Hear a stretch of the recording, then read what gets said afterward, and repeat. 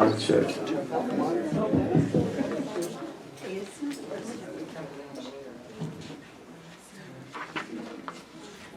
Alright, the time now is 7:10 p.m. on Monday,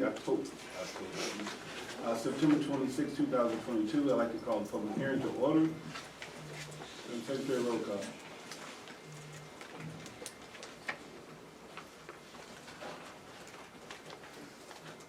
Dr. Dupay, Present.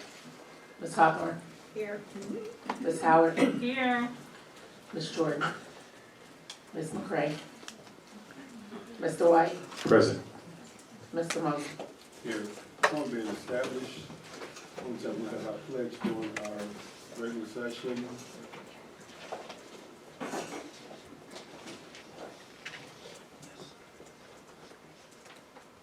We're here tonight to have a public hearing regarding the budget and e-learning plan.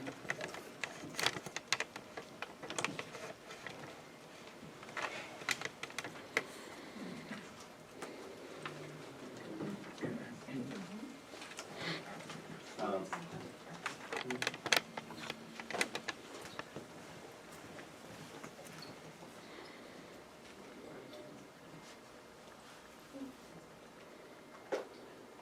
This time we'll have our budget presentation.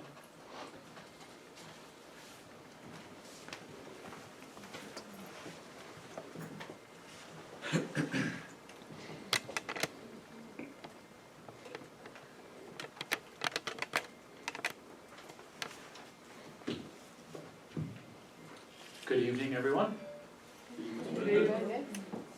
Thank you. This public hearing is for a presentation on the school district budget for fiscal year 2023, which covers July 1st of 2022 through June 30th of 2023. First slide, this is a breakdown of the complete budget, all the various funds going down here on the left side. Education, operations and maintenance, bond and interest, transportation, Illinois Municipal Retirement Fund, Social Security, capital projects, working cash, tort liability, and health life safety. And the subsequent columns are the beginning balances, revenues estimated to be received during the fiscal year, expenditures estimated to be made during the fiscal year, any transfers, as you can see this year, 0 are scheduled, and then finally the ending balance. So in total, sorry this pointer isn't easy to see, we have a total starting fund balance of $20,676,000. The district anticipating to receive $41.3 million in revenues, spend about $40.3 million, and leaving an ending balance of $21,519,243.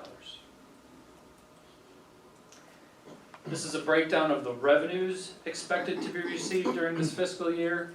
I used these red lines to differentiate federal sources versus local sources versus state sources. And as you can see, state sources are the main source of revenue for this fiscal year at 47%, followed by, I did that wrong, federal, sorry, at 29% and local at 24%. And if we go down further, you can see the evidence-based funding is the main source of revenue at 40%, and new for this year, federal sources at 29%. Normally it's evidence-based as the top revenue source, followed by real estate taxes, but with the ESSER grants, federal is number 2 this year at 29%, real estate taxes at 22%. Other state sources, so state grants, state reimbursements at 7%, and then other local interest, various fees during the year at 2%. And I have a note, in recent years, this school district has had revenues of about 55% from the state, 30% from local, and 15% from federal. So again, the ESSER grants are really impacting the budget on revenues and expenditures for last year through about 2024. Historical and budgeted revenues. The historical revenues are in blue. These are actual numbers from 2020, 2021, 2022. And then the budgeted revenues of $41.2 million here in green for 2023. And a quick note, to minimize the impact of the ESSER grants, because we're talking $8 million or so, to lessen the impact on the budget, what I'm doing is estimating all of the revenue to be received and all of the expenditures to be made so they can kind of wash each other out. That's why without the ESSER grants, about back here, $31 million, now we're all the way over $41 million. Because revenues and expenditures are increasing, but plus we're gonna add on all those ESSER grants. Moving to expenditures, with every school district, staffing, the salaries and benefits are the number one expenditure, combined is at 59%. This year followed by purchase services at 20%, capital outlay at 9%, tuition and other, as I mentioned during the finance committee. The other are mainly principal and interest payments on the bonds at 7%, and then finally supplies at 5%. Historical and budgeted expenditures, again for 2020, 2021, and 2022, those are actuals. And then the estimated figure of $40.3 million of estimated expenditures for this year, 2023. Combining the revenues and expenditures, the red and blue are those actuals that we went over. The green and orange here are the estimated for this budget year. You can see going back to 2020, actual surplus was 1.1 million, followed by 3 million, 3.1 million, and for this year we're estimating a surplus of $842,000, inclusive of the ESSER grants. Now to show you the impact on the ESSER grants for this year, or for recent years, excuse me. These are in the dark blue and the dark green. These are all funds, all revenues, and then the light blue or the light green is after I'm subtracting the ESSER grants, and the number in the white box is the difference. So the difference between all revenues and all revenues minus the ESSER grants was $492,000 2 years ago, $2.5 million last year, and then the remainder of what the district is expected to receive over the life of the ESSER grants is $8.4 million. Similarly here with the expenditures, the red bar, the dark red and the dark orange are all revenues, and then the light red and the light orange is after subtracting the ESSER grants. So in 2020 it was a difference of $46,000, $1.8 million, $3.1 million, and $6.6 million. So combining just on this budget year here, all revenues versus all expenditures, as I mentioned, budgeted surplus of $842,000. However, when we subtract the ESSER revenues and the ESSER expenditures, revenues are $8.4 million, expenditures are $6.6 million. That results in a deficit of $962,000. This is just to show you the impact of the ESSER grants on the budget. The beginning balance versus the ending balance. So again, where the district starts after it receives its revenues, after it makes its expenditures, and where the district is expected to end this year. For this year, as I mentioned at the start, $20.6 million beginning and ending at $21.5 million. And then the difference between the blue and the red, or the green and the orange, are those surplus numbers from back a few slides. Sorry, I thought it was right there, these numbers. The month of reserves. This means if the school district were to stop receiving any revenues, given the amount of money on hand and the projected expenditures over the 12-month period, how long can the school district operate for, given the money on hand? So these blue dots here are the actual numbers going from 2022 back to 2014, and the 2013 here in red, that's the projected where the district will end come June of 2013. The target is 3.5 months, so if the district were to stop receiving money, the target is to be able to continue on as normal for 3.5 months. However, I'm projecting, based on the budget, it would be 6.39 months. You did in 2023. I'm sorry, did I say the wrong year? You said 13. Oh, my apologies, yes, 2013, sorry. 2023. been a long day. And I always like to end it with some humor that I already gave you guys. Are there any questions on the budget? For 2023? If there are questions on 2013, then give me a date.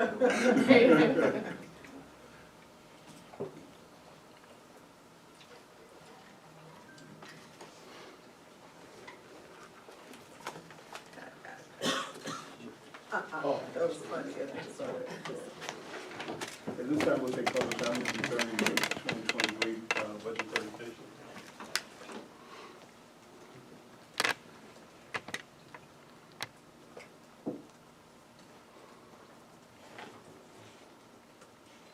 Okay, right now. Next hearing item is proposed e-learning plan.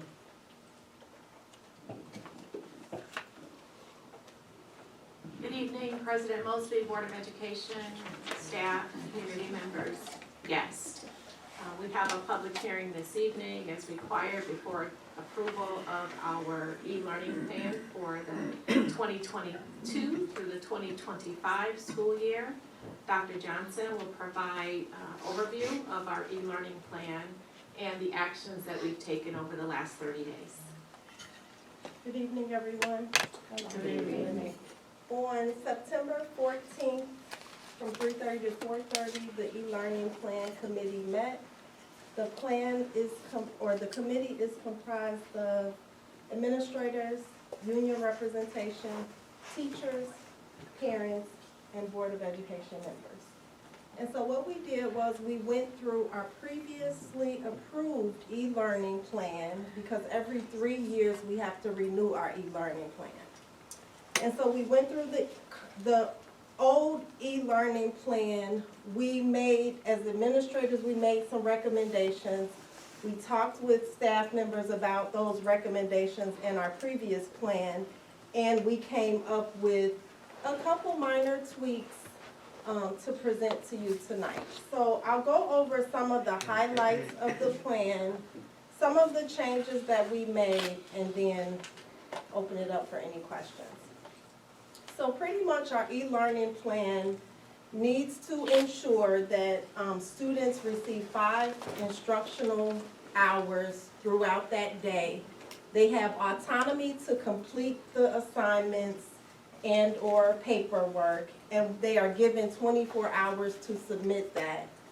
Not only are they given activities to do for 5 hours, but we also track their participation electronically. We need to ensure that our parents have as much notice as possible for our e-learning day, and that parents who do not, or families that do not have internet access, are given the opportunity to receive paper-based e-learning resources or activities. So I'll go through a couple of the tweaks that were made and some additions that when we previously wrote the plan, we did not know, but now, 3 years later, we're much wiser. We have done a lot as it relates to e-learning, obviously, and so some of this was very easy to do. So one adjustment is that we now know that all of our students have technology devices. The district provided those technology devices during the pandemic, and that has sustained us, so we're able to say that. Also, we surveyed our families through this month. We received feedback from 200 families. We're at about 12% of our families not having internet via a cell phone or internet service. Again, we are committed to providing those resources, though, for families that do not via paper-based resources. Additionally, we have now adopted an online platform called Schoology, where we can interact with families, one that we did not have before. Before, different schools, different teachers were using different platforms, but now we have a solid platform that we use throughout the pandemic and that we continue to use and train our staff members on how to use it. The only other adjustment is that our committee wanted to ensure that when parents register, we can obtain information on who has internet access and who does not, as opposed to sending a survey after the fact. So as we look forward or look ahead in our registration documentation, we will provide some type of document that parents will fill out during that process. Last but not least, we adjusted the schedule in terms of when teachers are interacting with students just slightly. The adjustment is just simply based on what our collective bargaining agreement says in terms of teacher plan time and giving students access to their teachers outside of their duty-free lunch break and their plan time. That concludes the gist of our e-learning plan, of which we will submit to the Illinois State Board of Education. Are there any questions? Call for public comments concerning the proposed e-learning plan. Thank you to those who participated on the committee. Make a motion to adjourn the public hearing. Second. Probably second, Madam Secretary, roll call. Ms. Hawthorne, Yes. Mr. White, Yes. Dr. Dupay. Yes. Ms. Howard. Yes. Ms. McCray. Yes. Mr. Mosley. Yes. Public hearing is adjourned. Ready to switch to executive session? Time now is 7:27 p.m. on Monday, September 26, 2022. I'd like to call the regular session to order. Madam Secretary, roll call. Dr. Dupay. Present. Ms. Hawthorne. Here. Ms. Howard. Here. Ms. Jordan. Ms. McCray. Here. Mr. White. Present. Mr. Mosley. Here. Form been established. Can we stand for our pledge? Please, since you by the flag, right there, lead us in our pledge.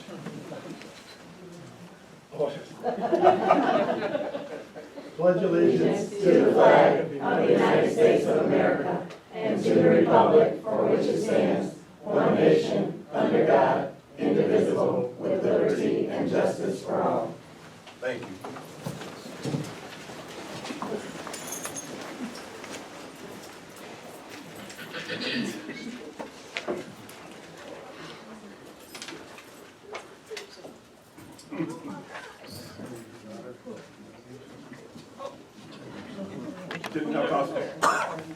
Agenda now calls for public comment. Public comments will be heard in accordance with policy 2:230, public participation at the Board of Education meeting and petition to the board.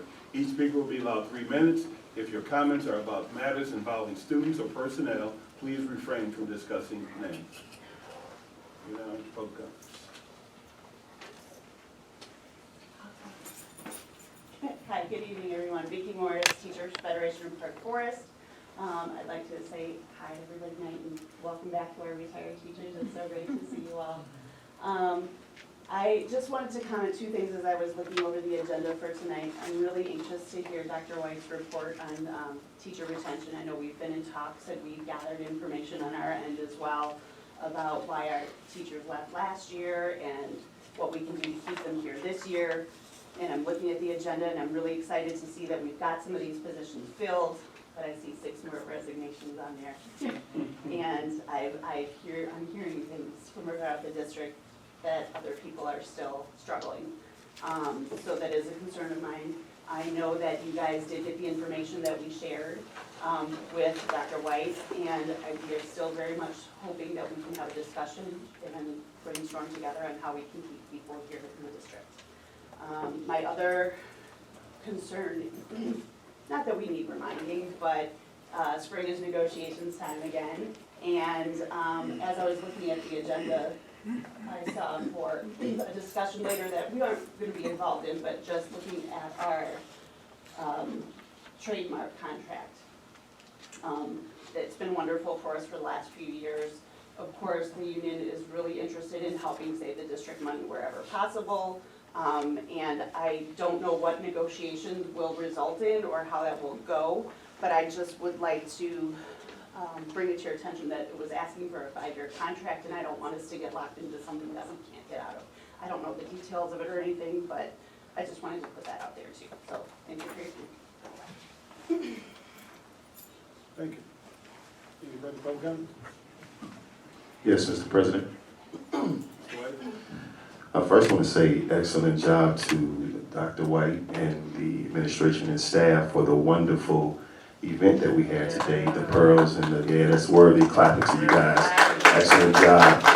The ability to teach young men how to tie and what it means to put on a tie, and like Mr. Lee said, his superpower is when you put a tie. He actually said that he was a kid. He said, I'm just a kid without the tie. With the tie on, I become Mr. Lee. Right. So he said like that with his chest and his deep voice. And so we appreciate everything that you guys done and your hard work in it. And so hats off. Thank you, Dr. White. But I do want to switch to something. We have the media here, which we all love the media. One I really, really respect, and one that I don't necessarily respect so much. And regrettingly to say, Park Forest was built on a premise of equity, diversity, and inclusion. And coming from a mixed background like myself, I understand the need to have all cultures partner together to make a community, a neighborhood, and not only that, our nation great. When you have one particular person with influence and power that continues to destroy and pull down and throw dirt on men that look like myself, I think it's a sad day in Park Forest. And you know, Dr. Martin Luther King said this, and again, I'm not equaling this to civil rights, but I am equaling this to what's fair and what's right. He said he wished that a day that we could come together and judge men not because of the color of their skin, but on the countenance of their character. And I believe that when you have one particular person, and I just want to shift this way, that tears down those of one persuasion and doesn't do the same fairness on everyone. And again, if it's wrong on one side, it should be wrong on both sides. And I promise you, Mr. Snee, I'm not going to do the rah, rah, rah yell, and I'm going to be very short to my point. Words were twisted last time. The point that I made, which I believe that we're here for, is to talk about the board president's wife being hired. The twisting of words that media sometimes do is what causes me to lose respect. When you have that influence, you make sure that you quote and you put things out clearly. When the vote went past last time, I was the last one to vote on the vote. The vote clearly already was not going to be passed, but the principle, and hopefully that the community members and the YouTube channel that we play this can really hear and understand my heart behind this. The reason for the vote was principle. When we continued in this district, and it's not getting on the fact of the past and saying we got to continue these practices, but when we have one particular person that does not report the news and does not report the facts, but continue to make things look a certain type of way, then Randall White has to speak out. To report and say that the board president's wife is nepotism, but not say anything about the previous superintendent that hired her son and gave multiple contracts to, I think that's not right, and I think that's not fair.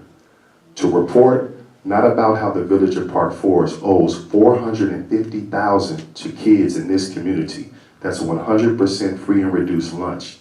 Again, I think that's not fair. I'm challenged by that. And I'm challenged by community members that buy into that and to move in that way to where we continue to paint certain people as bad guys and paint others as if they've been heroes in our community. Because if it's good for the goose, like my grandmother said, it's good for the gander. So again, I respect the media. I respect you, Mr. Snee. First and foremost, excellent job on your last article. But I do not respect people that continually tear down a group of people for their personal amusement. That is all, Mr. President. Thank you, Mr. Wade. Any other public comment? Mr. President, Dr. Lloyd? I'd like to also commend our 8th grade leaders, Dr. Banks, Mr. Lee, and Dr. Holloman. Excellent program today. It is amazing when we can see our young people walking with their heads held high and shining and bright and excited about being honored and recognized. Thank you for your diligence and for your team that supported you from the Office of Instructional Services, Dr. Johnson, Dr. Lloyd, Ms. Richardson, all the teaching staff at School District 163, Michelle Obama School. Thank you so much for your work. I'd also like to acknowledge State Representative Will Davis, who was present in the audience today and tying ties with our young men. We had a guest speaker, Mr. Mike Nelson, and State Representative Davis committed to our students that he would purchase the book for each and every student, Yes You Can, by Mike Nelson. And so I thank Representative Davis for his support of School District 163 students and our Michelle Obama team. Thank you. Thank you, Dr. Lloyd. Any other public comments? Yes, me. I just want to say this was an excellent, excellent job, you guys. Everybody that was involved today, oh my God, the program was just filled with such a joy. I just want to say thank y'all so much. I really appreciate everybody that was involved. Thank y'all. And the students, oh my goodness. Oh, you gotta love them. Thank you. Thank you, Ms. Howard. Dr. Anderson? Thank you, sir. I'm Dr. Felix Anderson, the principal of Black Hawk Primary Center. And I just want to thank the Board of Education and the superintendent for making open house, the first open house in almost 3 years in our district, a success. You know, it's really appreciated to see you guys come out in united front and be able to meet and greet some of our parents. A lot of our students, the first time ever stepping foot in schools, and for you guys to be at a united front, I really appreciate it. That segues right into our tie for greatness. Many of those students have never tied a tie. Just imagine that, never ever tied a tie before. We had parents over our shoulders trying to figure it out as well, but that's just the impact of this district, and I just want to thank you guys for your efforts of always and continuously putting our kids first. Thank you. Thank you. Any other public comments?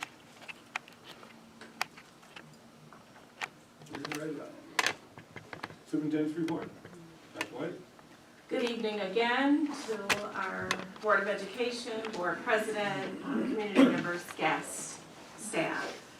This evening's superintendent's report begins with our enrollment report. We have our 6th day of enrollment as of August 29, 2022, our day 6 enrollment, or after that day, we then review our database and remove some students who have maybe not shown up to school. And on the 6th day of enrollment, August 29, 2022, 21st Century School, 149 students. Black Hawk Primary Center, 145 students. Mohawk Primary Center, 260 students. Barack Obama School of Leadership and STEM, 312 students.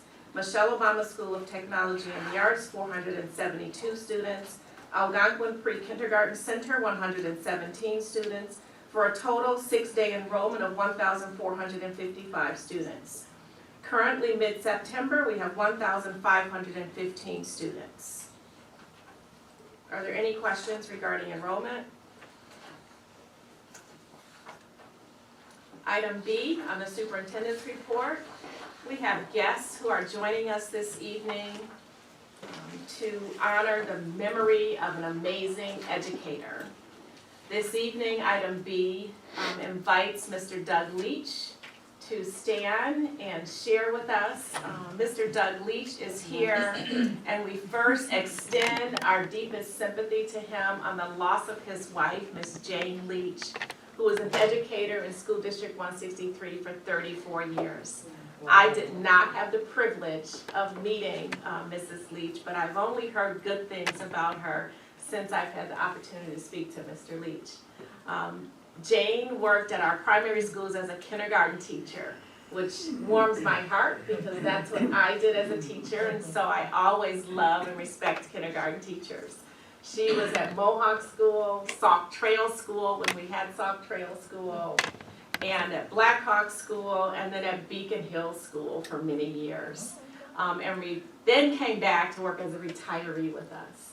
So we invite Mr. Leach for a special presentation, and he has brought along with him some other retired teachers who we love, honor, and respect. Ms. Carol Franz, Ms. Deb Hard, and Ms. Sandra Beckwith. Mr. Leach? Okay. Excuse me, I have to talk to a young man about the employment here. Start with those handles out to everyone up there if they want one. What? Oh, here. Right there at the microphone. Start at the end.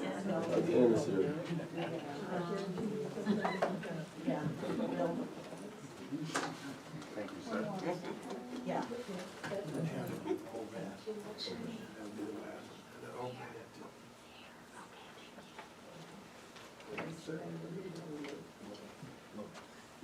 Somebody's gonna be running for a board or something. Thank you so much.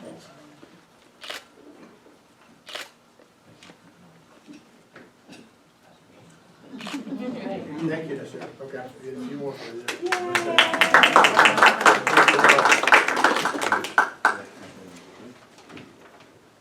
Yeah, I also was a teacher for a few years at the school district. My wife started a year before me in 1970. You might be interested in looking at those. There's a letter of promised employment, a contract, refers to your teaching in 1970. Oh, wow. And basically, she taught for 39 years, all in one school district. I taught for 38 years, and she started them out in kindergarten, and I finished them off in the junior high, and we sent them out to high school. All right. I guess some things never change. Mr. White, for my entire career, chose not to think of color as anything other than bright and promising. And I'm happy to say that the school district that I left and loved for so long is in very good hands. Thank you, sir. I feel in my heart that that's the case. Thank you. My wife was very involved with reading and kindergarten and introductory reading. And as a tribute to her, I thought that rather than waste some of the money for flowers, I could take care of that, and donations towards something more meaningful would be a lot more lasting. And one of the ideas I had was that the students that she had, bright and promising, and it was very encouraging to bring a child from pre-reader all the way through junior high. One of the things I think lacking sometimes is proper access to material of every child, okay? And in thinking about that, one of the things, that I talked to Dr. White about this, one of the things that I thought was more materials like, okay, now sir, hold that book up. More materials like this, okay, would really, really benefit, okay? Students in any school district, but especially in District 163. And I'm gonna borrow that for a second, this is your pavement right here, okay?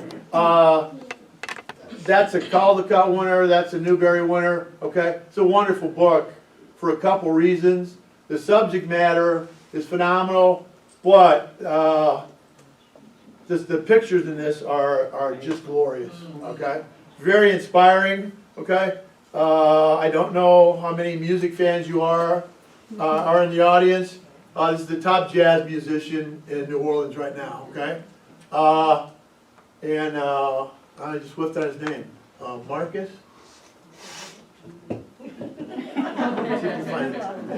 No, it's Troy Johnson, okay?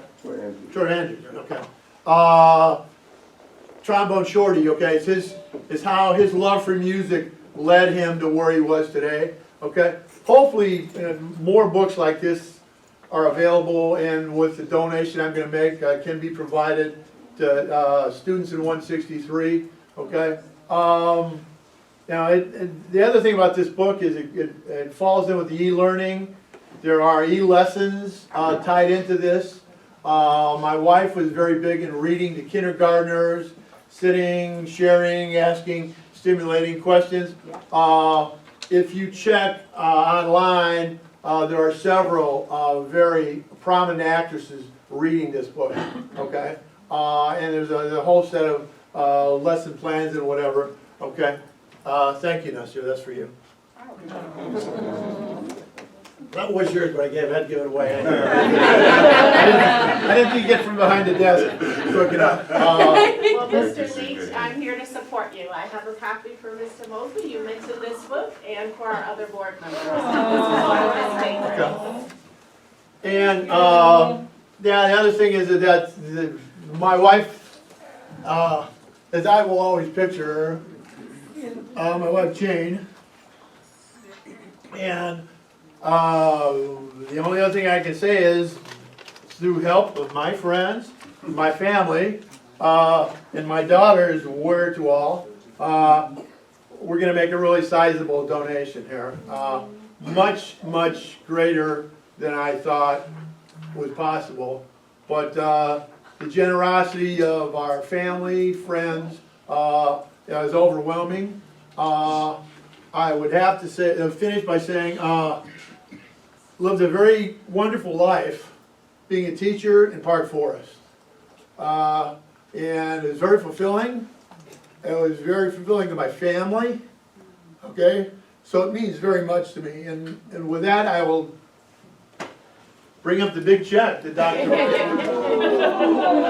All right.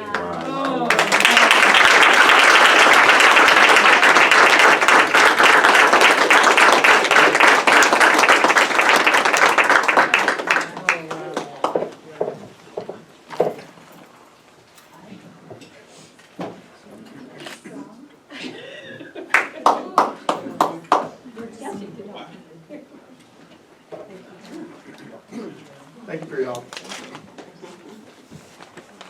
On behalf of our Board of Education, Mr. Mosley and Mr. White, accept our donation of $10,000 from the Reading for Jane Fund.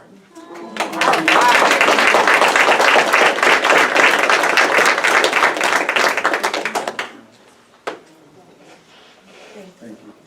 And Mr. Leach, we will purchase books for students. The conversations that we had are that the vision is that students will have books to be able to take home with them, to be able to put in their hands that will belong to them, as well as teachers have classroom sets in their classrooms of various books that students can read. So thank you so much for your support and for the promise that you are providing for children every day when they take a book home to be able to read. And thank you for your help and Dr. Johnson. Dr. Johnson's help. Thank you very much, Kelly.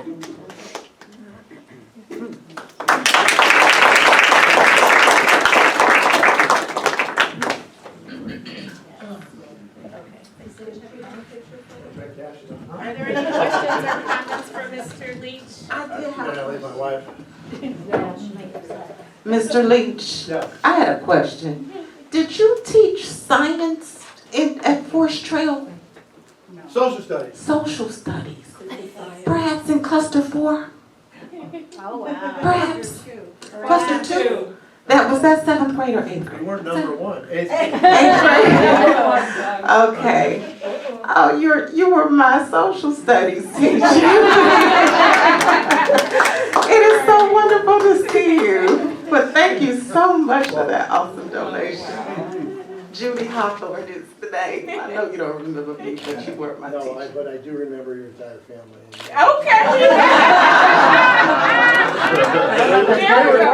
We were commenting on the fact that Mr. Mosby and I go back to 6th grade when he was. He's a little older than me. Well, and quite a few Mosbys. Wonderful. Thank you. Thank you. Sorry.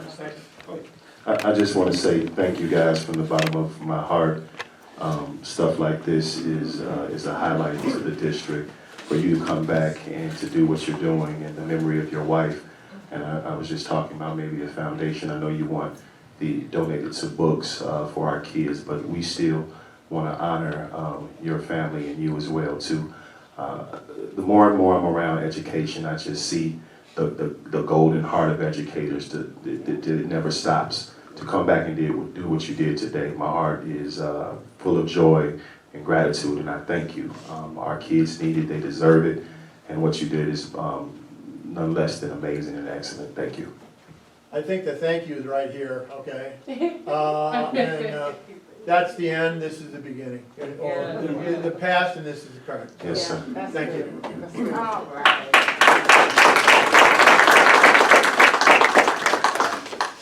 Once again, it's been an honor and a pleasure to know you, Mr. Leach. As I said, starting out in 6th grade, he was our 6th grade. We had Doug and Doug. We had Doug Leach and Doug Rader, who was our basketball coaches. And it was very interesting to land at Algonquin because I was extremely upset that I was going to Algonquin. That's when busing started. That, I believe the infinite wisdom of the school district, your block kept getting moved around every year. Wonder why. To claim to shame, the reason I was upset is because when we got to 6th grade, Mr. Roden was a 6th grade teacher at Beacon Hill School. And every year he would take the 6th grade class for spring break to Laredo Taft. All of my sisters got to go to Laredo Taft, and I got to go to And so I was kind of disappointed, but when I got there, it was an amazing experience because we had teachers who cared about us, teachers who, we just wasn't, nobody. They made us feel important. And so I appreciate all that you have done to impact my life to this day. And, because of people like you in my life, that's why I give back. That's why I'm kind of stuck here. Actually, I probably should be at home sitting around watching Monday Night Football tonight. I decided to continue to serve because, once again, it's about giving back to young people and giving them an opportunity to grow and flourish and to be in an environment where people really care about it. So thank you for all that you have done and your family has done for this district and all of our retired educators and those who are current educators who continue to strive for excellence here at Park Forest Chicago School District 1. We thank you. I looked at that contract. I think we're going to negotiate. Well, don't look at the last page. Again, in between offering the job and the actual contract, there was a 9% increase. So I don't, from the teacher side, I don't think you're ready to be offering 9%. You might like that 9% idea. Thank you. I also wanted to say thank you, Mr. Leach, and I'm so very sorry for your loss. But I do thank you for using the loss of your wife as an opportunity to give back to the district where she started and to continue to have her legacy live on through our students who will now receive gifts of books and literacy and continue the passion of your life. So I thank you so much for thinking of us and giving back to us so that we can give to our students. Thank you. It's just a fulfillment of her passion and her heartfelt approach to her job for 39 years.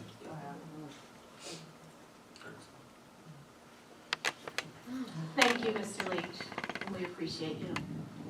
We will call you back in to take some pictures with students when we start giving those books out. Thank you. Item B on the superintendent's report, teacher retention. We have information from a historical perspective and from our current activities. We'll start with Dr. Patterson, our Associate Superintendent of Human Resources, to share a historical perspective on teacher retention. Good afternoon, everyone. Good afternoon. Just say good afternoon. It's good evening, everyone. I am so glad to be here today to talk to you about the historical view on teacher retention. And so today, there are a couple of things that we're going to talk about today.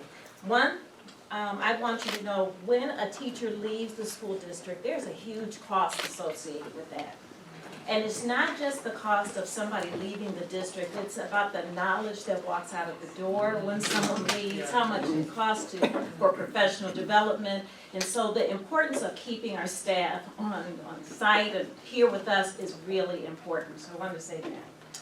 During this presentation, I'm going to share with you a couple of things. Number one, I'm going to talk about the historical rates in SD 163 and the historical retention rates across the state.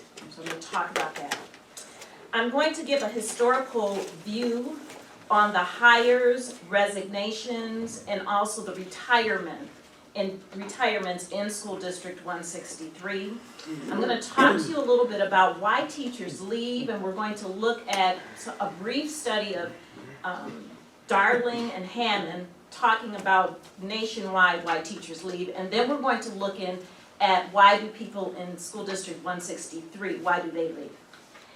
And then we're going to share with you information gathered from exit surveys over the last 3 years, and I'll talk to you a little bit more about that as we go along. So retention. Oh, I have a clicker? No, I don't, but that's okay. That's okay. You sure? Yes. We're doing a dance. Okay. Thank you, Mr. Wiley. So as I look at this, the first sheet that you're going to see would be Park Forest Chicago Heights School District.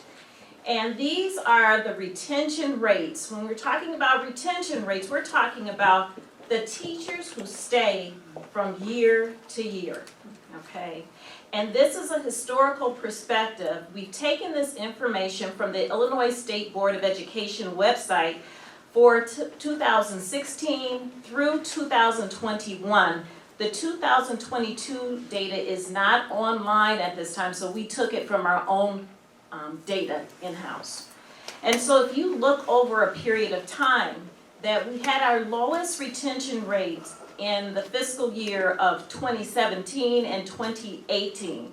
So that would be the 2016 line and 2017 line. That was our lowest retention rates. In 2018, we had a jump to 72%. And then for the next couple of years, we were in the 70s. We had some increase in 2019 and 2020. And then we made it up to 76%, and last year, looking at how many teachers were retained last year, we're also at 76%. If you look at the state, and this is our state historical certified retention rates, these are the rates for the statewide rates. And you see most there, the years or the percentages range from 85% to 87%. So right around that amount for each one of those years. Now we're going to look at the hires, resignation, and retirements. We're going to look at information from many years, starting with 2016. This information is taken from our district data. We're going to look at staff overall. You're going to see one staff overall, staff chart overall, and then we're going to look at certified staff. We have a chart for them, and then for classified staff. So if you look at this first chart that we have here, right now you see in the blue line, you have total hires. How many people are we hiring year after year? You also see the number of resignations, and then people who have retired. We've taken this information from our board docs. So this is the information that we've gathered here. I just want to point out from 2019 and 20, just for information's sake, that was the year that we shut down due to COVID. And from 20 to 21, that was our remote year. And for 21 through 22, that was our back to learn year. So if you can see or look here, our total resignations, let me see if I can get my line here, or it doesn't show, that's what Mr. Ricker was showing. But that line, we sort of stay around that average, right around here, about 35% or 30% across the board here. And Dr. Patterson, I'm sorry, excuse me, percent or numbers? numbers, sorry, thank you very much. There are numbers that we're looking. And so these are the number of people that have resigned. Thank you, Dr. White. Okay. So moving on to our certified staff members, here we're breaking it down for our certified staff members. Again, from year to year, we're talking about the number of people that we've hired would be in blue, our total resignations are in orange, and looking at our total retirement would be in gray.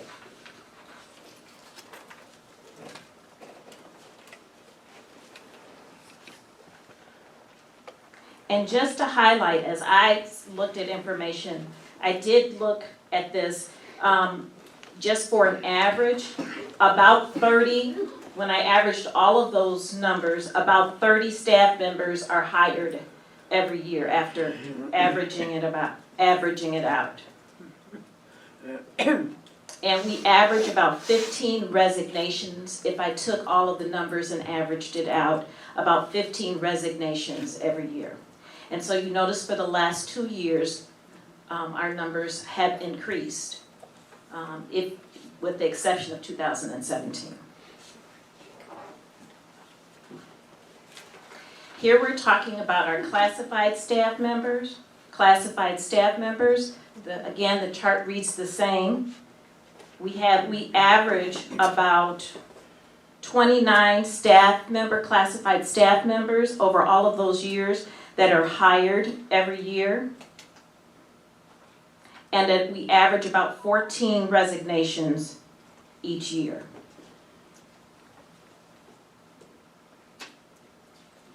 When we talk about why teachers leave, we know that the decision to leave is a very difficult decision for teachers, for staff members to make, because they've made, as Mr. Lee shared, made connections with students. So the decision to leave the profession is a tough decision. We know that 8% of teachers leave every year. That's a nationwide statistic. And there are trends that there are higher numbers in special education, math, and science. So those are big ticket items. And recent research, if you look at recent research, it would indicate that there are severe teacher shortages in those areas where they have disadvantaged students. So those are higher. So when I talk to you about the Darling and Hammond study, these are top reasons why teachers leave the profession. They have dissatisfaction with what's going on in the school community. They leave for family or personal reasons. They leave to find another job. They retire, or they could leave for financial reasons. Those were the top reasons on this study. Why do teachers leave in School District 163? This information was taken from our exit survey.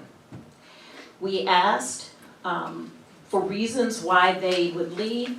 I'm going to say to you that the reasons why staff leave mirror those reasons that Darling and Hannon identified in their report as indicated on our reasons for departure, with the exception of others. And you might think to yourself, what is that other about? And so the exit survey that's given to everyone who leaves the district also highlights different reasons why they may stay or how they feel about working in our school district. So I'm going to share that information, go a little deeper here. We have, on our exit survey, we have feedback for the administration.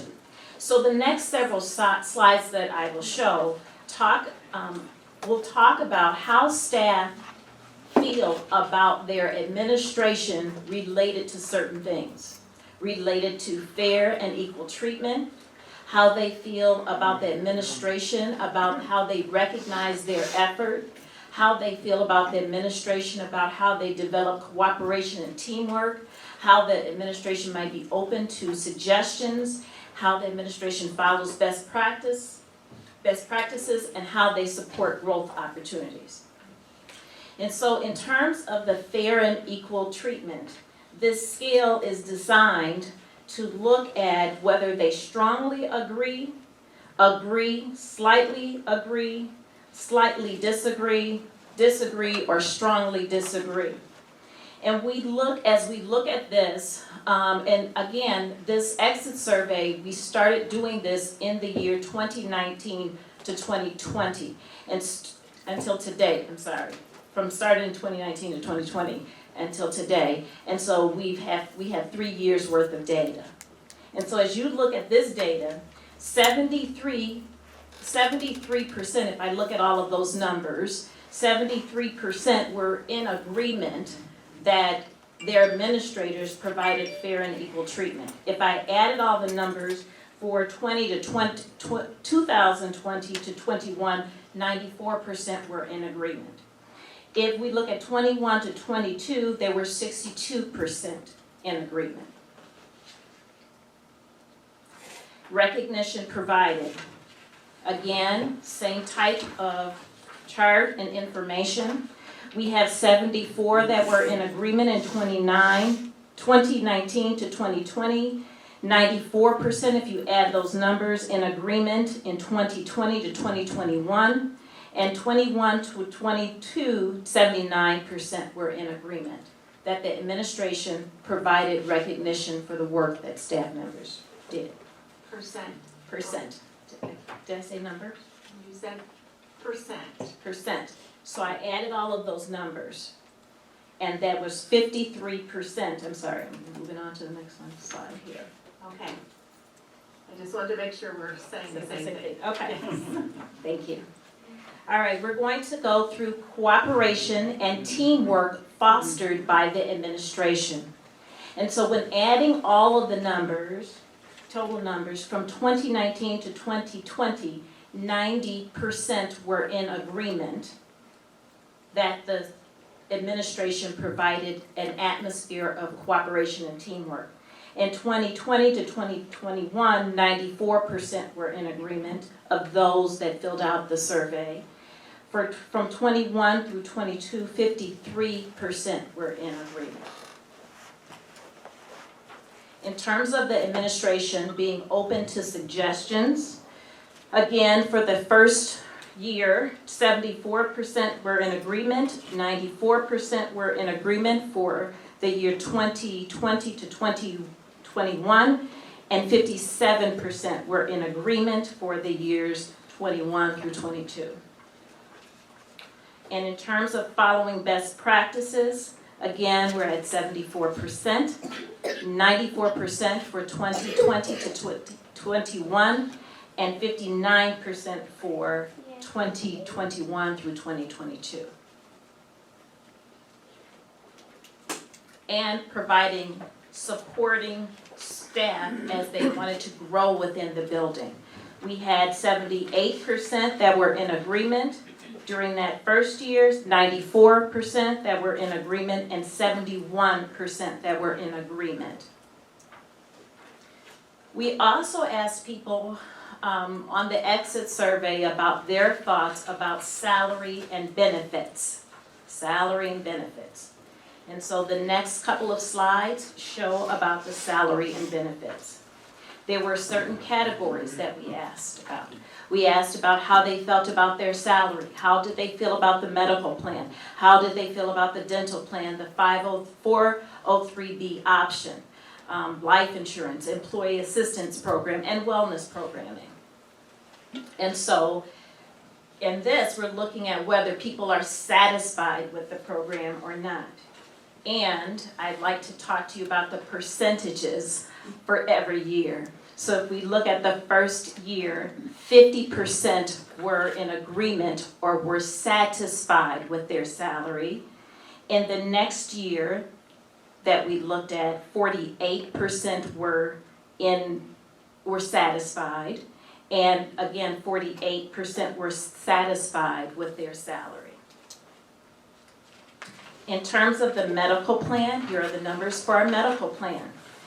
32% were in agreement for the first year, 50% were in agreement for the next 2 cycles that we asked about for the medical plan. The dental plan. When we talked about the dental plan, we looked at that, 31% were satisfied, 46% were satisfied the next year, and 42% were satisfied with the dental plan.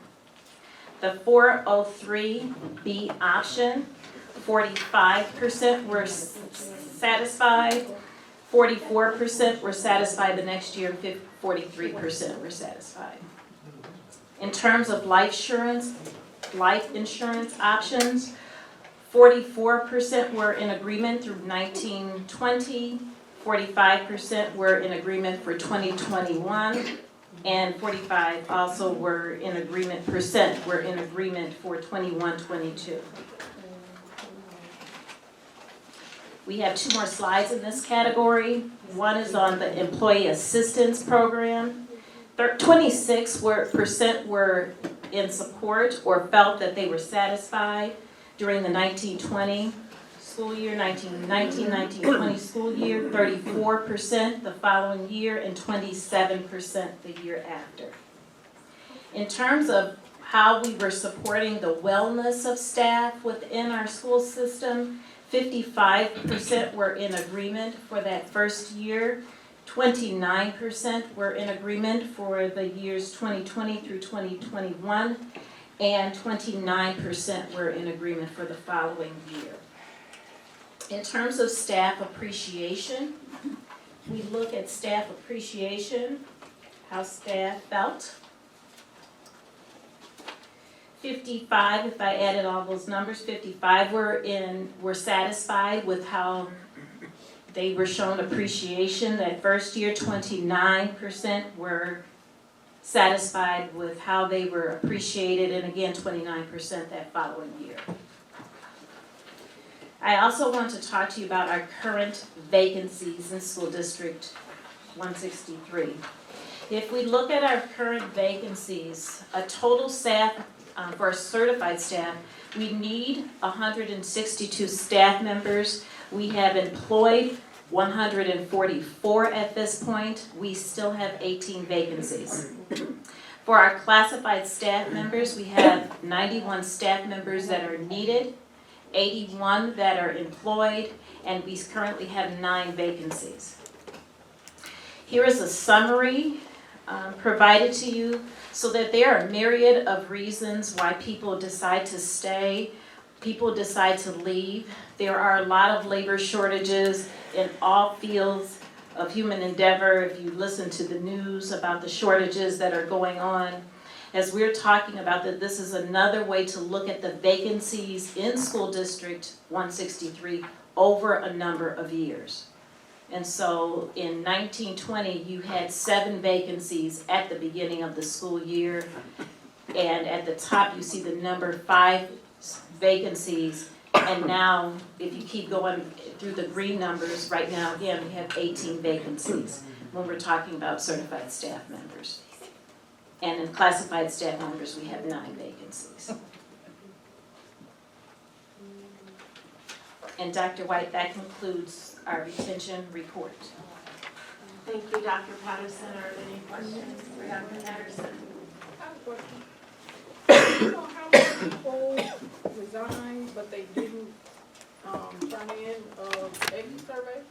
I don't have the number for people who resigned and did not turn in an exit survey. What I can tell you is that as soon as we get, as soon as I get notification that the people are resigning, they get an email immediately asking them to fill it out. If they don't fill it out right away, I'll send out a couple of other notes to ask them to fill it out.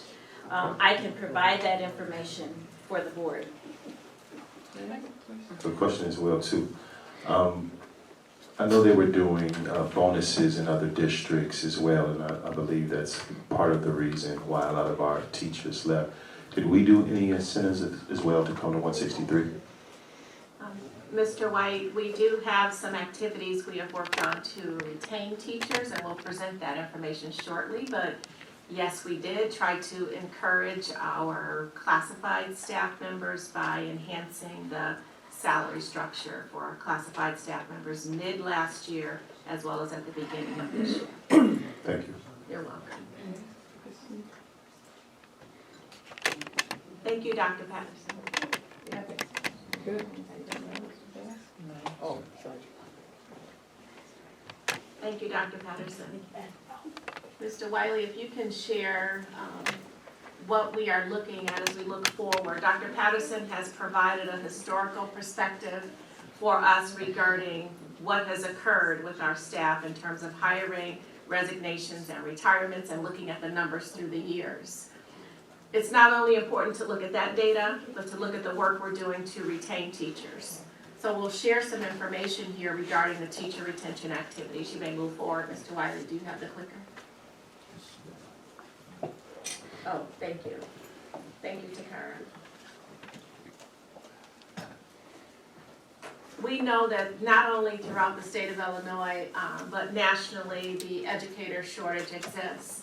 Many organizations provide research and data and study why that is in place right now. Next slide, please. The Association of School Superintendents, the Association of School Superintendents has implemented a survey throughout the 2022-23 school year at the onset in the fall to think about why are teachers resigning throughout the nation. Here's a copy for you.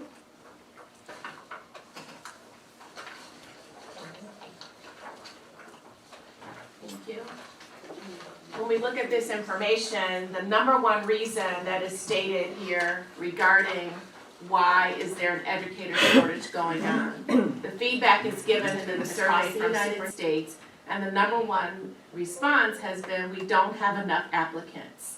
That 84% of the districts responded that there are just not enough applicants. Several other reasons we see noted within our graph here that provide us with a look at how this looks across the nation, not just in Illinois and not just in School District 163, but thinking about the teachers that are leaving the district, the turnover that occurs, looking for better pay, some of the things that Dr. Patterson mentioned, leaving because of retiring, what's happening politically across the teaching profession and how the nation is utilizing some of their feedback and responses in a political nature to address what educators are doing in the classroom, as well as other reasons that you note here on this chart, looking at a desire for better work environment, and looking at expanded staffing needs that we have in our school district. We have added programming, so we need additional staff, and that creates a shortage.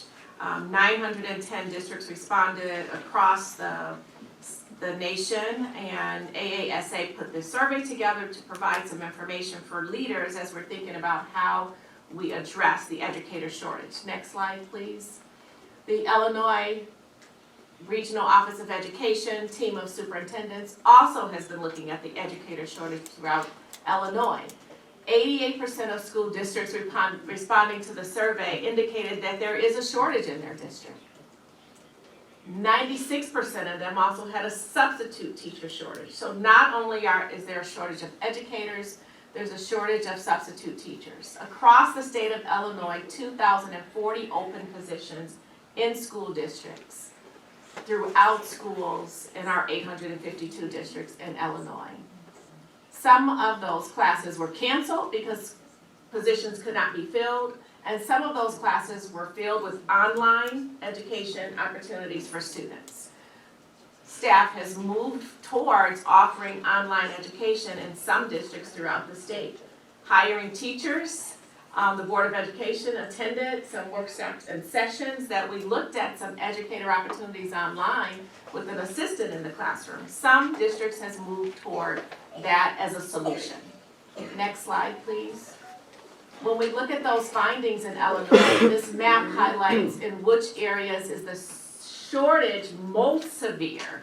Where do we see it in our communities across Illinois? And we see in suburban Cook that 87% of our districts have a teacher shortage. 77% of the districts responded that the shortage is getting worse throughout the years. Next slide, please. So, what do we do in School District 163? This Board of Education has adopted a district goal and a strategic blueprint for us to follow with indicators and activities to support teacher retention and things to do to focus on minimizing and trying to reduce the teacher retention problem that we're having throughout our district in 163. Next slide, please. Our strategic blueprint is on our district website, and District Goal 3, we have objectives to meet and goals that we're working on in terms of providing differentiated and personalized new teacher instruction, implementing school-based principal new teacher mentoring programs, providing ongoing job-embedded training, coaching for new teachers, monthly leadership development for members, increasing our research-based and culturally sensitive activities and objectives and our frameworks, and working towards facilitating social-emotional learning, not just for students, but for staff as well. Next slide, please. So we look at our indicators and our strategies for success. We see letters A through J, and we see items to the left that are green, red, or orange. And those are the areas that we're working through with our school leaders and within our schools. Strategies to meet those goals in order to work on teacher retention. Next slide, please. Some of the things specifically that District 163 has focused on through the years. Mr. White asked earlier about the hazard pay and providing bonuses for teachers. In 2021, we provided hazard pay for staff. 21-22, Dr. Johnson and the instructional services team focused on Live Well Teacher Institute days, enhancing the experience for teachers to show our appreciation and to support not only the education but their mental health, joy-based activities, facilitators on spot in our schools and our staff meetings, serving teachers, working with teachers on mental health activities. In 21-22, we worked with the union to agree on a memorandum of understanding to increase pay for classified staff. This year's opening institute day, we provided educator resources through gift cards and a cultural luncheon to try and showcase our point of appreciation. Again, this year, we agreed on a classified staff memorandum of understanding, increasing salaries again to enhance and attract more classified staff meetings. Our principals are working on VIP, principal weekly recognition activities, and our union leadership met with Dr. Naki and I to share specific reasons that the union has collected through oral conversations and interviews regarding why teachers are leaving the district. Talked about a plan on how we move forward to address some of those issues. That information was also shared with our Board of Education. Next slide. Here are just a few glimpses of some of the things that we have done. I believe pictures show the evidence and show what's happening in our schools. We can talk about a lot of things, but it's good to showcase some of those things that are happening. This is from one of our Live Well Teacher Institute days where we invited Bike the Smoothie. We had sessions on health and wellness. We had pets come in for a little mental health therapy to calm down some of our stresses that we have in our education environment, to show teachers that we do care, not just about encouraging more math and reading PD, but just about how everyone is feeling and wanting them to feel better. Next slide, please. Are more pictures from this year's Institute Day. We recognize teachers based on how much time they have committed to School District 163 with gift cards and a cultural luncheon, our students cheering and singing, and wanting just to show that we appreciate teachers for remaining committed to School District 163. There are many choices, and we are happy those that remained here with us chose to stay. Next slide, please.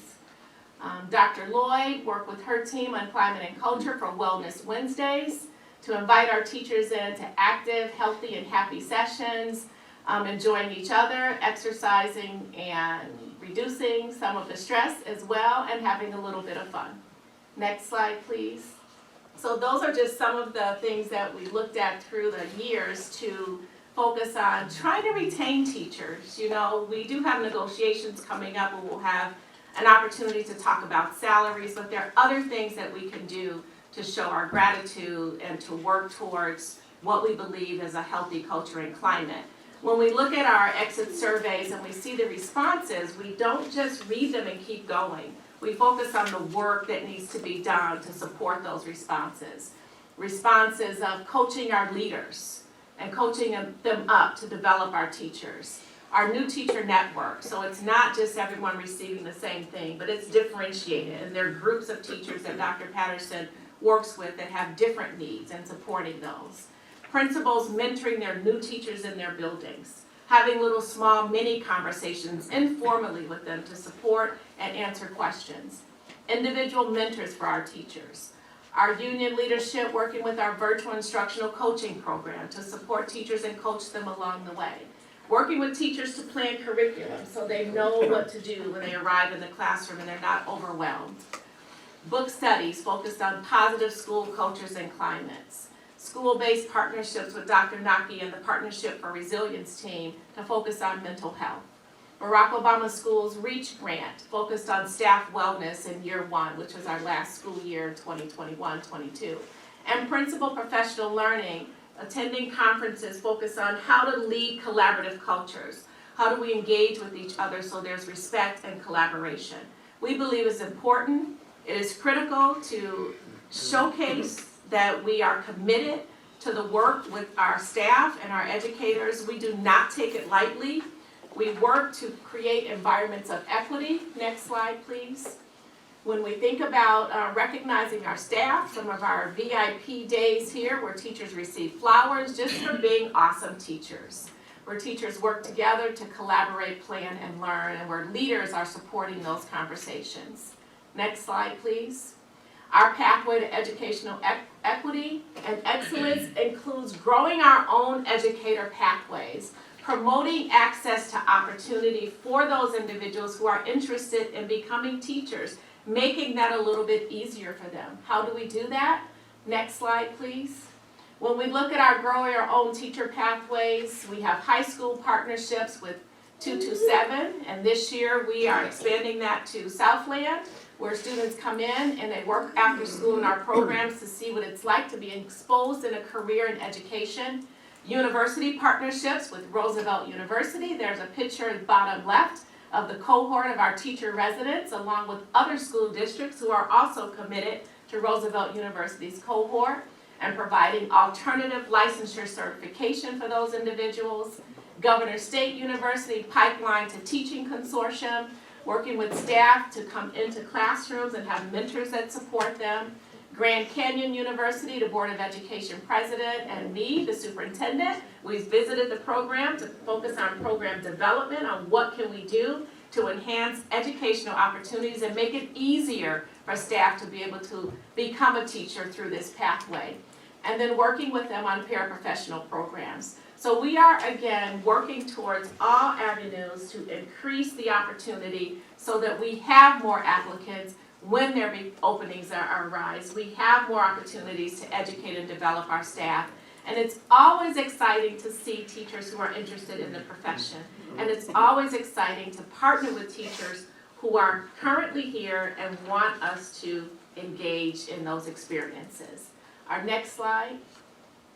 When we think about elevating excellence to retain teachers, and we look at the trend line through the years, 2015-16, we were at 60% teacher retention.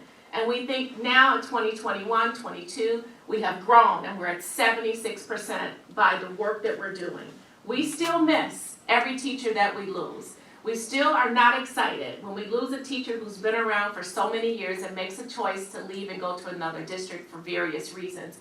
But we know that we're putting the work in to enhance and improve teacher retention if you look at the trend through the years. And I thank our administrative team, I thank our union leadership for their partnership as we continue to focus on teacher retention. Our goal is to surpass the 76% and meet the state level with 85% teacher retention in School District 163. Next slide. We remain committed. We will invest in our educator pipeline. We'll recruit and advocate for teachers. We'll continue to collaborate with our union leadership and our school leaders to enhance pathways to support teachers and prioritize strategies to create a caring climate, community, and environment where teachers want to stay and remain in School District 163. So not only do we share the historical perspective, we also share the work that we're doing to focus on retaining teachers. Are there any questions from the Board of Education or comments? I do have questions. You said that the goal is to meet the state rates. Do you have a timeline for that goal? Our goal is to continue to work on that journey. Right now, we have a strategic plan that is in place through the end of 2024. So we'll continue moving towards that target. That's probably a moving target for them as well. We have not received this year's current data, so we will see what that data is when our school report card is released at the end of October. But that's our target, to continue to work in that direction. 85% or more to at least meet where the state is. And for me, I can speak through the end of 2024. Okay. My next question is, Mrs. Morris, the union president, sent us a list of reasons that our employees either resigned or are currently considering resignation. What role did that play in coming up with the action plan that was presented today? That information was considered and included in the conversation that I shared with you this evening. Because I have it pulled up here, and I question where in the current plan there's information that specifically addresses the concerns that were voiced. In particular, student supports. Some of that also includes monetary things, which we probably won't be able to address until we go into the collective bargaining. I believe it's next year, early next year, because compensation is an issue. Another concern is the administration and the Board of Education that was listed, but I don't see anything in here regarding how we're going to address that. So I know in the public comments, Mrs. Morris voiced that she would like to meet with us. I have been trying to get us to meet so we can discuss this and find out what's going on with teacher retention. I brought this up with Mr. Mosby back in July. We have not done so at this point, and with Mrs. Morris voicing that she would like to meet with us, the union union leadership. I think that would be a good idea to make that a priority for the school board, so that we can make sure that this plan to get to the state rate or even better than the state rate by 2024 is something that is going to be effective as we continue trying to figure out how to retain teachers in a very rough time for teachers to really exist in our country, quite honestly. So that's something that I would like to put out on the table, that, you know, we make that a priority, and that we also make sure that we're not doing a thing where here's a complaint, all I can do is liken it to the whole Black Lives Matter thing, where it was like, we want you to stop the police brutality, stop this, and the answer was, we'll take Aunt Jemima off the syrup bottle. We want to make sure that we are looking at what the actual issues are, addressing those issues, so that we can have real lasting change and retain our employees, because it's easier to retain than to go out and hire someone new, as we've learned this school year. I have a statement, Mr. President. I have a statement.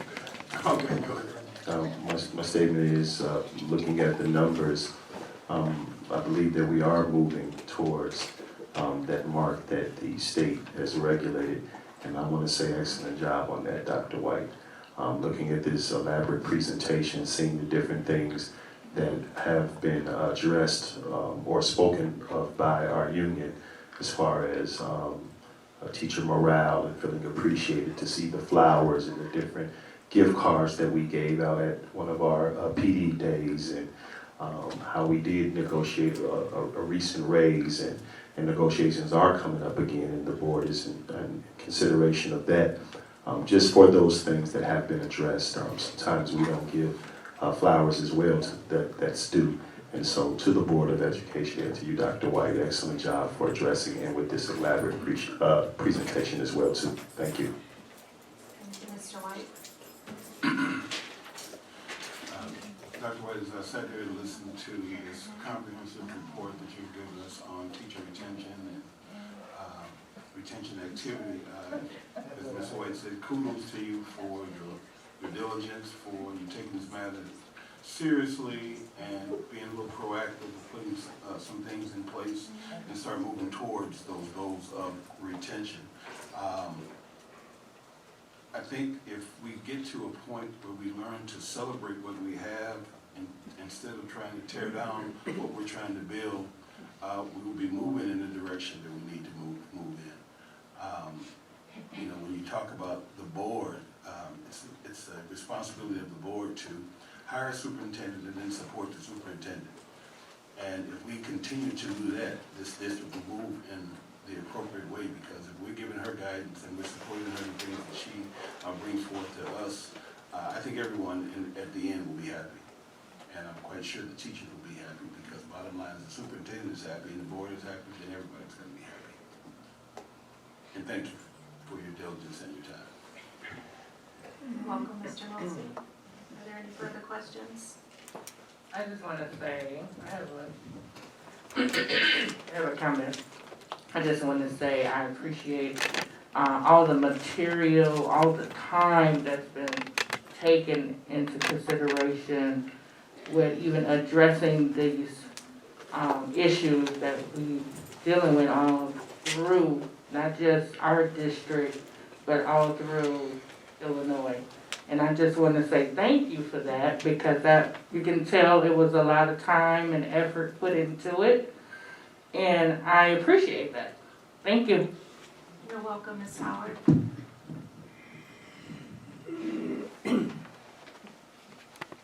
No additional questions.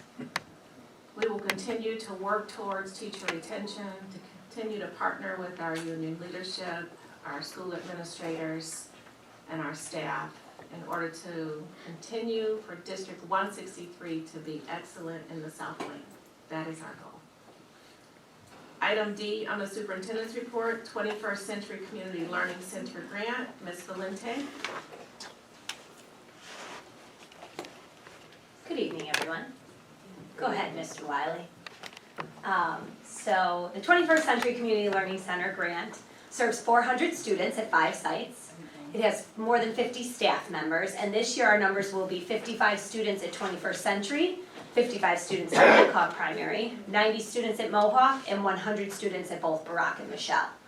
The program was developed to assist students in meeting state and local standards in core academic subjects and offer students a broad array of enrichment activities during non-school hours. It's focused on family and community engagement and other educational services to the families of participating children. Go ahead, Mr. Wiley. Myself and Mrs. Shamita.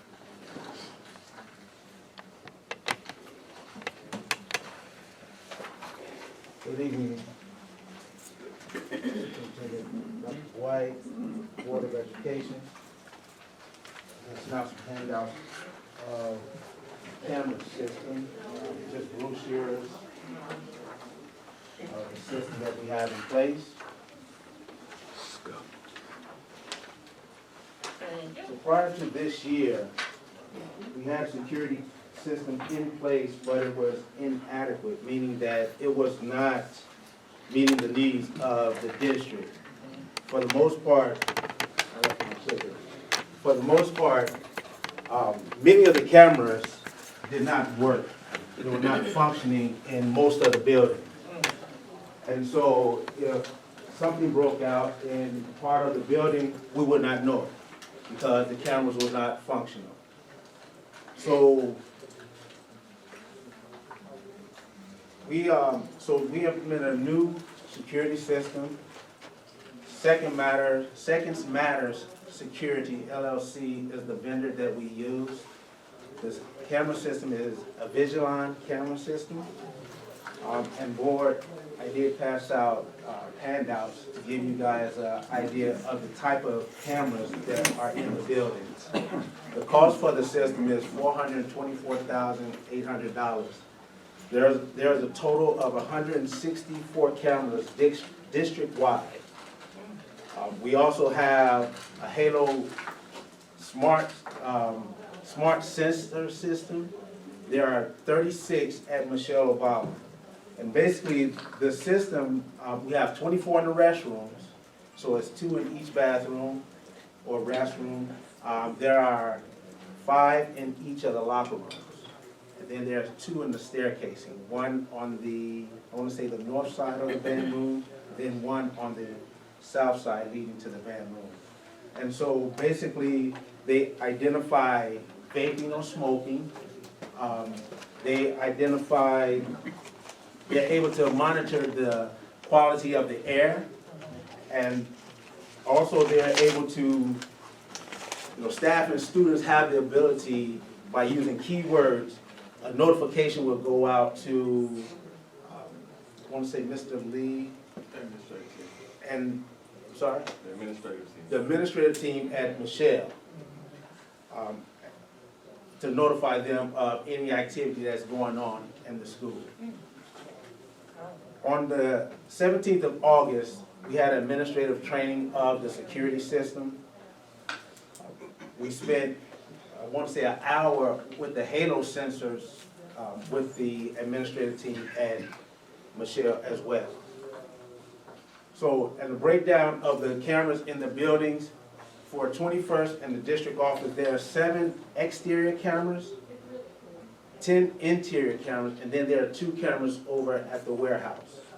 Algonquin, there are 6 cameras on the exterior, and then there's 9 interior, which makes up 17 cameras. I'm sorry, 15.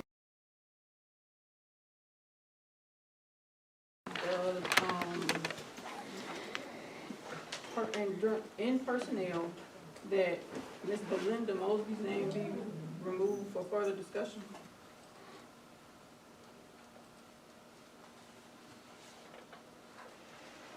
I did not receive a response from you, but I did receive a response from Dr. White. Well, actually, at the meeting is the time when you make your request, not over the weekend.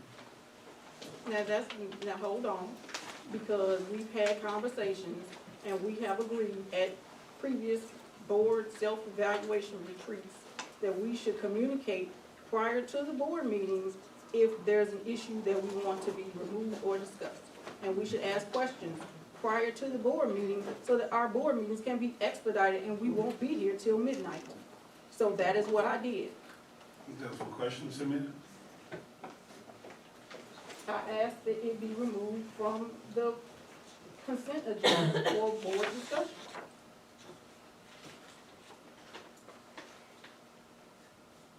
Okay.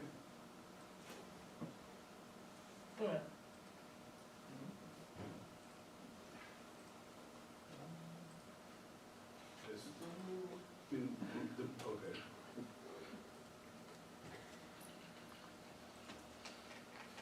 I don't have a problem with what we're doing right now, so that's just my thought. I'm in agreement of what we're doing that's on our paper.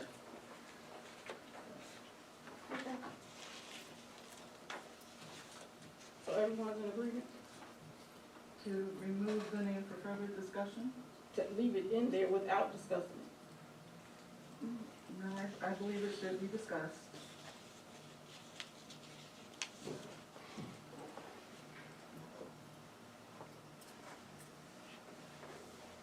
So are we discussing it, or are we moving forward with the consent agenda as is?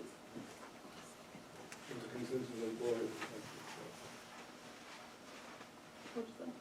I said, ought to be discussed right now. That's not how it works though. Don't we have to agree to remove it from the consent agenda and then we discuss it separately and then we can approve the consent agenda? Once we get a motion to approve the consent agenda, then we open it up for discussion. Okay. So we open up for discussion personnel. First, we have to have a motion and a second, and then he asks if there's questions. But a lot of times, that's not how it goes with the consent agenda. We just, everyone say says yea or nay. Yeah.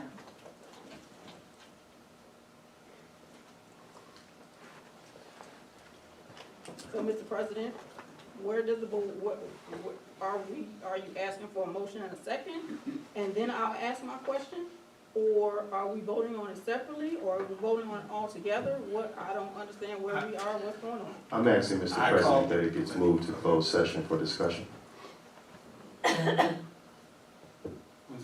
It's my job just to call for the motion. Okay, that's That's what what I'm the saying. president, that's what the president's responsibility is. And then someone wants to make a different motion, saying, you know, we want to remove it, and you get a first and a second to remove it, and the board votes to remove it, that's how it happens. That's all I was saying. Okay, so I like okay, so was that your motion? No. My request was that we can take a consensus to move it to closed session for further discussion. Second. And Secretary Roca, It's a motion. to remove Belinda Mosby from the consent agenda and move it to closed session.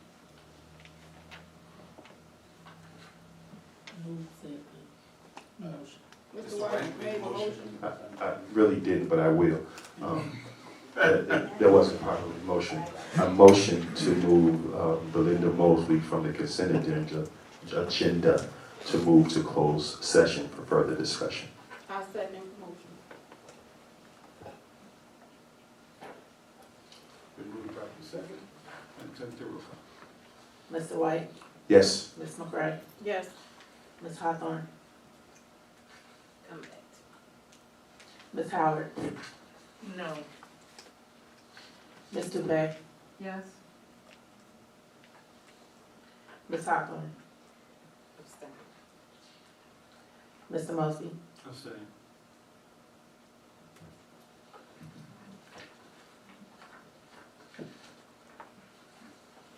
Next agenda item.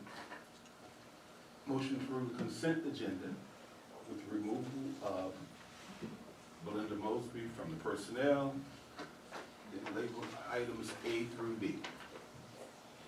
So moved. Second. Been moved properly second. Question? Madam Secretary, roll call. Ms. McCray, Yes. Mr. White, Yes. Dr. Dubé, Yes. Ms. Hawthorne, Abstain. Ms. Howard, No. Mr. Mosby. Yes. Motion carries 4-1-1. Next agenda item, motion to accept donation. So move. Second. Can I read it? You put a long pause in it. I thought it was done. We turned down that money.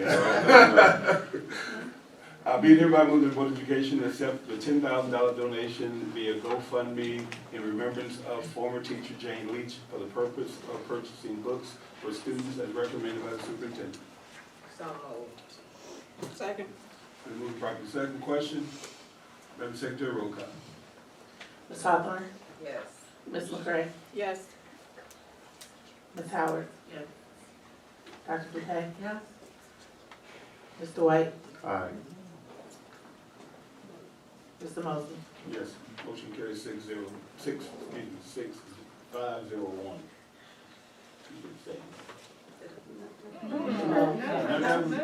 6-0. I'm still stuck, don't worry about it.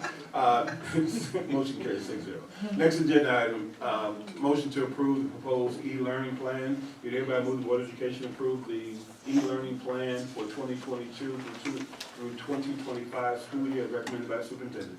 So moved. Second. Been moved properly second. Question? Madam Secretary, roll call. Ms. Hawthorne, Yes. Mr. White, Aye. Dr. Dubé, Yes. Ms. Howard, Yes. Ms. McCray, Yes. Mr. Mosby. Yes, motion carries 6-0. Next agenda item, motion to approve the 2022-2023 district budget. Be it hereby moved that the Board of Education approve the 2022-2023 district budget as recommended by the superintendent. So moved. Second. Been moved properly second. Question? Madam Secretary, roll call. Ms. Hawthorne, Yes. Mr. White, Yes. Ms. McCray, Yes. Dr. Dubé, Yes. Ms. Howard, Yes. Mr. Mosby. Yes, motion carries 6-0. Next agenda item, motion to approve foster care liaison. We hereby move the Board of Education approve Dr. Regina Naki as the foster care liaison as indicated in policy 6:140 for the 2022-2023 school year and is recommended by the superintendent. So moved. Second. Been moved and properly second. Question?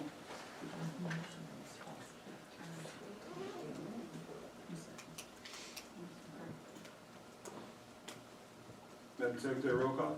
Dr. Dupay, Yes. Ms. McCray, Yes. Ms. Hawthorne, Yes. Ms. Howard, Yes. Mr. White, Yes. Mr. Mosley.